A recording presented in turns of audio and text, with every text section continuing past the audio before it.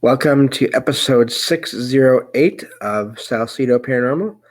I'm your host, James Salsido, and tonight we are continuing our book review of Orpheus, Mythos of the World by Padraic. As always, you can find all episodes of the show along with links to social media and other ways to contact me at the podcast page, and that is salsidoparanormal.podbean.com. That's SALSIDO paranormal.podbean.com. Always happy to hear from you all, whether you have comments or questions or topic suggestions or accounts of paranormal experiences. Whether they're your own or from others that you trust, happy to either read those or have you join me on the show to talk about them. Thank you all for listening, whether you are here for the live streams on Discord, or if you listen to the podcast or YouTube feeds, or on the Troubled Minds Radio Network, KUAP Digital Broadcasting. There you can hear replays of 2 episodes of my show every night at 6 p.m. Pacific, 9 p.m. Eastern, right before Troubled Minds Radio comes on. And as always, I want to thank Michael Strange, host of Troubled Minds Radio, for having me on the network and putting all my shows up there. If you'd like to support the show, there are some different ways to do that. You can always share the show with others and rate and review it on your favorite podcast platform. You can find books I've written over on Amazon, paranormal fiction, nonfiction. You can sign up for the Patreon page, where you can get 2 extra episodes of the show every week of true paranormal stories from the web for all paid membership levels there. Or you can just make one-time donations to the show through PayPal. Support is never expected, but always appreciated, as there are expenses in making these shows, from equipment to research materials to travel expenses in some cases. And I think that covers everything. We are in the middle of a section here in this book that I left off in the previous episode, so we'll get right back to that. It was sort of the beginning of in the beginning as far as Icelandic mythology goes. And keep in mind, these are, well, first of all, I am going to mess up the names of places and people or characters, entities, in these shows, because they are from other languages and or parts of the world that I do not know very well. So that's going to happen. So I apologize for that. Also, what I'm reading is summaries that have been generated by AI of the original text. And so I read those summaries and then I talk about them as much as I can anyway, as thoughts come to mind, and I check on the chat in case anyone else has any other thoughts and go from there. And so that's how these shows are done. So getting back to speaking of that, the material now. And this is we're in the middle of the first section on Icelandic mythology, and in the middle of in the beginning, you could say. So it says, as the gods and giants multiplied, war broke out between them. Ymir was slain, drowning all the giants in his blood except Bergelmir, Bergelmir, Bergelmir, and his wife, who fled to Jotunheim and continued the giant race there, apparently. Jotunheim.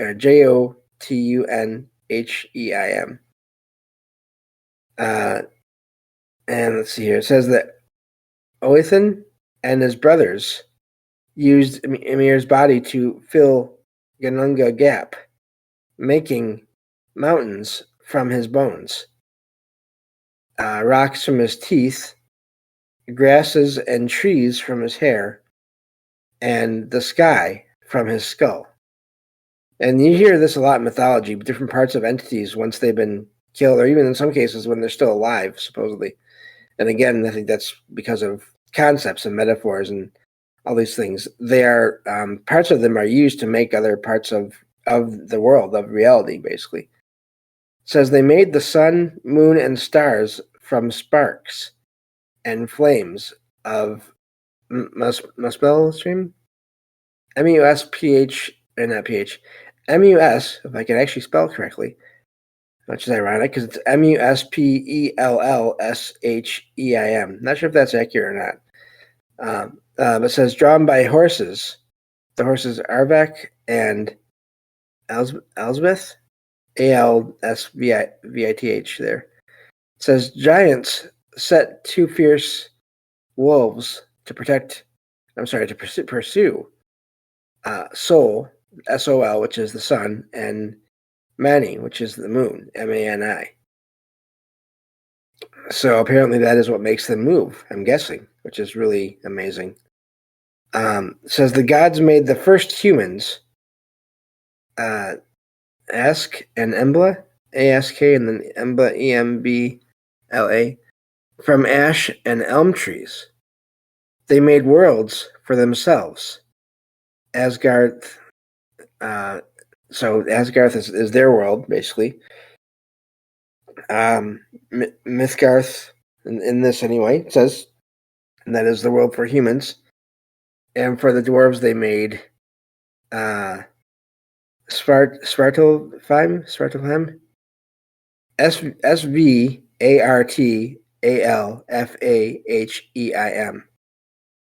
The world tree, Yggdrasil, I've heard of that one before, had roots in Asgarth, Jotunheim, and Niflheim. The serpent, Nithog, Nithogg,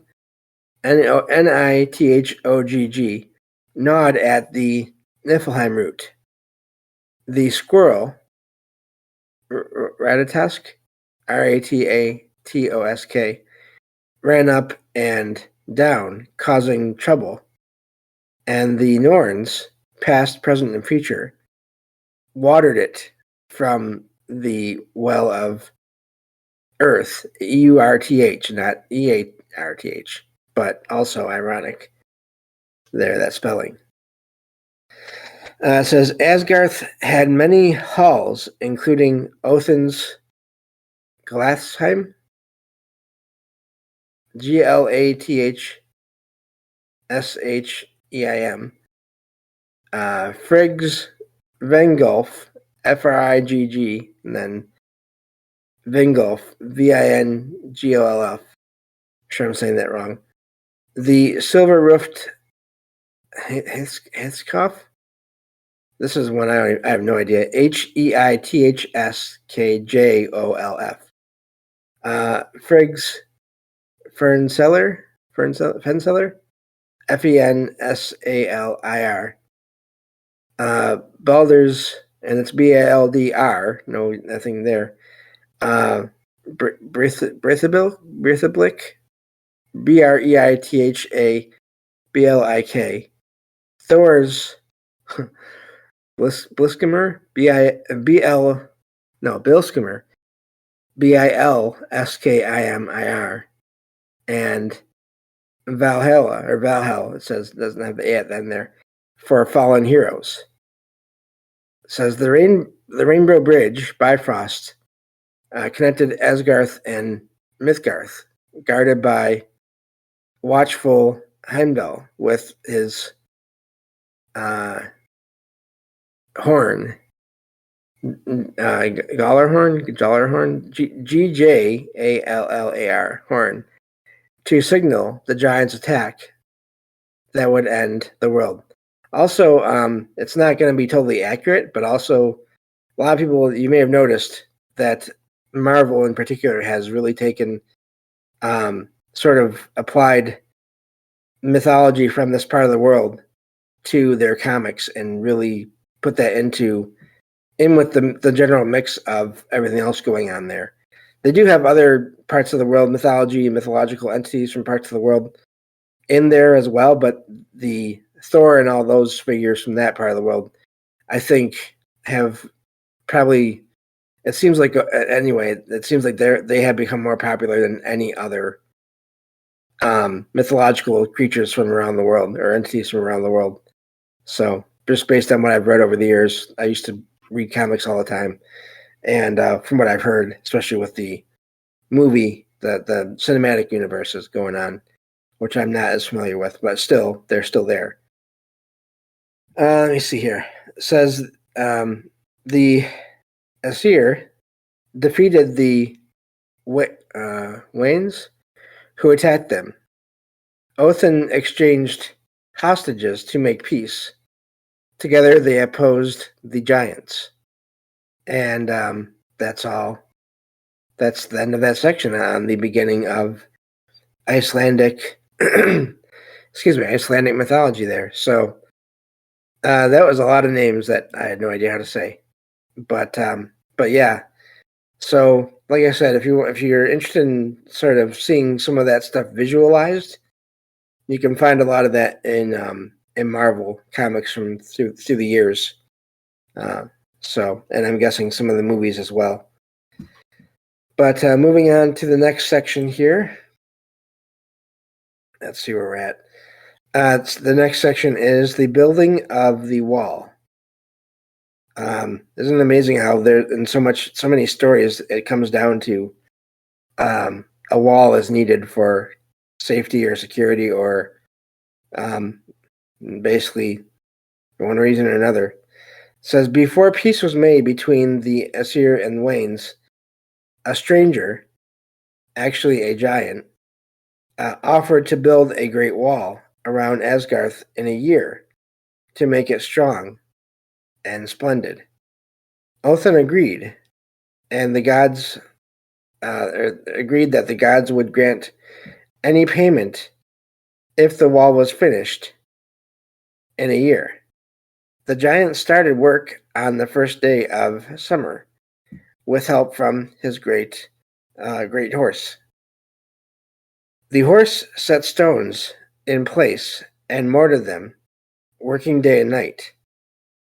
Soon a great wall was rising around the gods' halls. The giant revealed he wanted the sun, moon, and goddess Freya as his reward. The gods were angered, but Loki, again, this god of sort of mischief, trickster, kind of trickery, just sort of, really, if you don't think about it, just, trickery, mischief, whatever you want to call it, wise, I think I've seen before.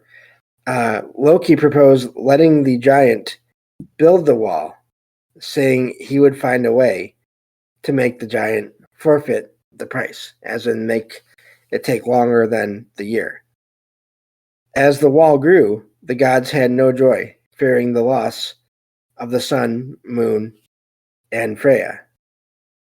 What was going on there with that? But anyway, but I mean, good to be concerned for others, but also, yeah. Anyway, but Loki assured them he would prevent the giant from finishing.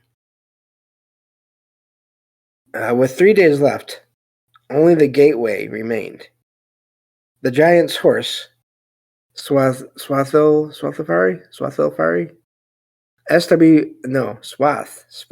not sure how to even say it, Svathilfari, hauled a huge final stone. That moonlit night, pretty little mare, M-A-R-E, as in horse, which was Loki in disguise, appeared and lured the giant's horse, I'm not going to try to say it again, away to play, abandoning the stone. The mare led the horse to a cave and grove, distracting him with stories, while the giant searched in vain for his horse. On the first day of summer, the gateway stood unfinished. The gods told the giant he would not get his reward. The giant, enraged, said only the wall's strength kept him from tearing it down. Loki returned and revealed how he, as the mare, had led the horse away. The gods rejoiced behind the wall, but Thor and Othin did not, knowing this trickery would make the giants their undying enemies and set them against the Aesir in a future great battle. So again, you have short-term gain, but then some of them know that there will be consequences later on. Excuse me. So that's neat. I like that one there. That's sort of, yes, you kind of got out of one situation, but you sort of got yourself into another further down the road. But going back to the document here, this next section is called Mimir, M-I-M-I-R. And I believe the spelling, I'm not sure if it's original to the text or not, to the way it was pronounced or written or not before, but Othin, I believe is what a lot of people now would know as Odin, Odin, says that Othin went to Mimir's well of wisdom, knowing Mimir would demand his right eye as the price for a drink. Troubled by the terrible price, Othin almost turned back to Asgarth, giving up his quest for wisdom. But he saw visions of the fire giant, Surt. I believe I've seen that as Surtur in other places as well, S-U-R-T, who would destroy the world, and of Nephilim, the place of darkness that would return the world to nothingness. Realizing he needed wisdom to help save the world from these fates, Othin resolved to pay Mimir's price, despite the loss and pain.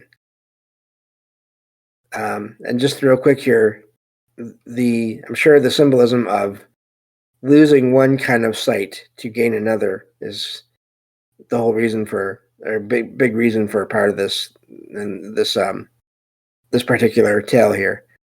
At the well, under the root of Yggdrasil in Jotunheim, Mimir acknowledged Othin and confirmed the price, which all others had shrunk from paying. Othin declared he would not shrink from the necessary price. Mimir gave him a horn filled from the well to drink. As he drank deeply, Othin saw clearly all the future sorrows and troubles that would befall gods and men, but also why they had to happen, and how enduring them nobly would create a force to ultimately destroy the evil that caused such woes. After draining the horn, Othin plucked out his right eye, suffering terribly, but making no sound. He bowed his head and covered his face with his cloak. Mimir placed Othin's, might as well stick with this here, Othin's eye deep in the well's waters, where it shone as a sign of the price Othin paid for wisdom. So again, you have light coming from the water here. Using the light the eye as a vessel, Mimir watered Yggdrasil's root from the well. Excuse me. So that is an amazing one there. The concept of gaining vision, and at first being sort of unwelcome, not really good, but I guess according to the mythology anyway, knowing that it is useful and necessary to go through the terrible things that you see because of that vision to make things better. That's I was going to say that's deep, but then they're already talking about a well here, so that might be too light. But yeah, that's quite the piece of mythology there. Moving on here, I think we have enough time for at least one more section. This next one is, let's see here, Balder. It says B-A-L-D-R. And let me just scroll a little bit here. Okay, I think I can finish this. It says, in Asgarth, the garden of Ithan's apples and Balder's dwelling in the peace stead Breathablick were places of strength and joy for the gods. Balder was beautiful, happy, and wise, but he had an ominous dream of Hel, Hel, the half-living, half-dead queen of the underworld, saying she must have an Aesir lord. Othin's, now it says Odin's, so I wonder if this is from a different source. Odin's ravens confirmed a bed was prepared in Hel's realm. Odin rode to the underworld and woke a dead prophetess who said the bed was for Balder, and that Hoth, Hoth, the blind, would slay him, to be avenged by Vali, Vali. It says, Frigg took oaths from all things not to harm Balder. The gods then made a game of hurling weapons at him, which all failed to injure him. That's weird. Disguised as a woman, Loki learned from Frigg that only mistletoe had not sworn an oath. Okay, so all things as in all objects, even all the parts of the world. Again, you get this concept of everything you see in the world has some kind of sentience or a consciousness to it in some degree. Just so let me say, I just read that. He made a mistletoe dart and tricked blind Hoth into throwing it at Balder, killing him. Well, there's your problem. You don't ever have blind people throwing things. Sorry, blind person joke, because I'm legally blind. But anyway, it says Hermodr, I'm not sure how you say that. Hermodr rode to Hel's realm to offer a ransom. Hel said she would return Balder if all things, quick and dead, would weep for him. All wept except a hag, Thok, Thokk, who was actually Loki in disguise, so Balder could not return. The gods prepared his body for a ship burial. Let's see here. Balder's wife, Nana, N-A-N-N-A, I wonder if that's a source of a word there, died of grief and was placed on the pyre with him. The giantess Hyrrokin, Hyrrokin, launched the ship with one push. Odin whispered to Balder of a heaven above Asgarth that would survive Surt's flames, and of a life that would return to beauty after the world's destruction by fire. With Balder's death, the gods' new joy and peace were gone from Asgarth. All wept as the ship burned, crying, Balder the Beautiful is dead, is dead. And that's the end of that section. So, and about all the time we have for this episode. So yeah, quite the bit of it's quite the story there, and you have this sort of loss of what the way things were, and the promise of better things later. But thank you all for being here and listening, and we'll continue this on the next of these mythology episodes, and I will talk to you all next time on Salsidoparanormal. Take care.